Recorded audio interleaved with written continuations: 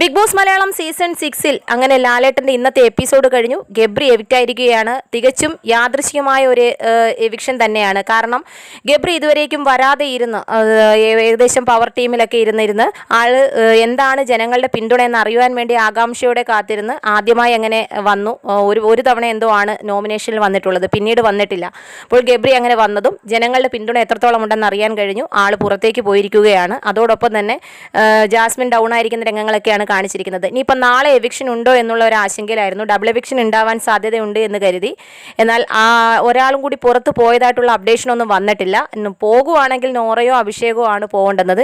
എന്നാൽ ആ പ്രൊമോയും വരാത്തത് കൊണ്ട് തന്നെ ആശങ്കയിലാണ്. ആരെക്കുറിച്ചുമുള്ള ഒരു അപ്ഡേഷൻ കിട്ടാത്തത് കൊണ്ട് ഒരാൾ മാത്രമായിരിക്കാം എവിക്റ്റ് ആയതെന്ന് കരുതുന്നു. നെക്സ്റ്റ് ഒരു പ്രൊമോ വന്നാൽ മാത്രമേ നമുക്ക് കൺഫേം ആവുകയുള്ളൂ. അങ്ങനെ ഒരു അപ്ഡേഷൻ ആരും പറഞ്ഞ് കേട്ടിട്ടുമില്ല.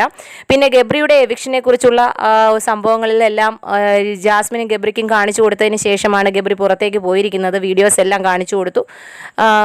തികച്ചും വോട്ടിൻ്റെ അടിസ്ഥാനത്തിൽ തന്നെയാണ് ഇത്തവണത്തെ എവിക്ഷൻ വന്നിരിക്കുന്നത്. അപ്പോൾ നാളെ എവിക്ഷൻ ഉണ്ട് എന്നുള്ളത് പ്രൊമോയും കൂടി കണ്ട് ആരെങ്കിലും അപ്ഡേഷൻ ഉണ്ടെങ്കിൽ ഇടുന്നതായിരിക്കും. ഇതുവരേക്കും അങ്ങനെ ഒരു അറിവ് കിട്ടിയിട്ടില്ല. നമുക്ക് കാത്തിരുന്ന് കാണാം.